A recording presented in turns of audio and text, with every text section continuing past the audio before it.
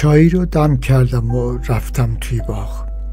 بقیه کارها رو خودشون انجام میدادن. 17 نفر بودن. من زیراندازها رو آوردم و به کمک بچه ها روی چمن ها پهن کردیم. صبحانه حاضر بود، ولی چینی ها کم میخوردن. منم با حرصی که در درونم شعله میکشید چند لقمه قورت دادم. چای رو خوردم و رفتم روی نیمکت نشستم. چینی ها و چند تا از دخترها با فرشته رفتن تو اتاق. من تصمیم داشتم توی اتاق نرم. حواسم به فرشته بود، اما با عصبانیت تمام. هنوز میل به کاری نداشتم. رفتم از صندوق عقب ماشین شراب رو در آوردم.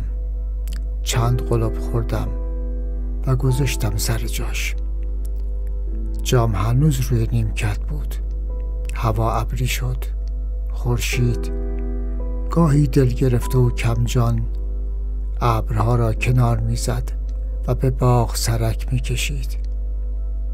هوای نم‌آلود بالاخره همه مهمانها را به اتاق فراری داد. آفتاب ابرها را کنار زد و از لای شاخه‌های درختان آمد کنار من نشست.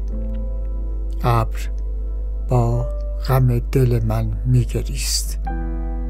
گاهی جایش را به آفتاب میداد، اما غم بارانیش با اندوه دل من بیشتر گرم بود. برگها و شاخه‌ها با نسیم ملایمی تکان می‌خوردند و خورشید جابجا می‌شد. تن من با حرکت ابر خورشید سرد و گرم می‌شد، اما دلم همانطور سرد بود و چهره دلم بهت زده. مژه هایم با نم باران بازی می‌کرد و دل غمگینم شهامت روبرو شدن با واقعیت رو نداشت. نم صبحگاهی روی چمن با ابر سیاه اخم‌آلود هماغوش شده بود. من سردی هوا رو از پاهایم حس می‌کردم.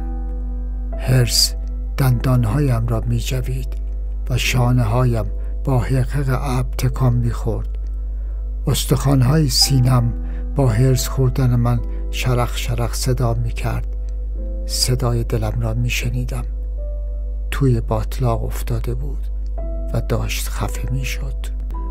زیر پایم علف‌ها رقص باران می‌کردند و من از این حرص و عصبانیت آنقدر شهامت یافته بودم که دیگر به مهمان‌ها نپیوندم. دوباره یک جرعه خوردم و بطری را در صندوق عقب گذاشتم. خنده های دخترها را می شنیدم و خنده فرشته از همه بلندتر بود. انگار به من می گفت من برای دلخوشی آمدم و از این فرصت استفاده خواهم کرد. صدای خنده‌اش مثل آبشار سرازیر شد. آمد بیا تو اتاق، هوا سرده. شانه هایم را بالا انداختم. یک کاپشن برایم آورده بود. هوا سرده، حوصله بیماری نداری ما؟ حرص داره روده هاتو میخوره. و بالا پوش را روی دوشم انداخت و رفت. من از این حرص خوردن احساس خوبی داشتم. احساس غرور میکردم. اگر خواسته بودم با مهمان‌ها گرم بگیرم، معنیش این میشد که جای خودم را به دوستان فرشته داده بودم. فرشته باید جای مرا بداند. با من خیلی بدی کرده بود. خیلی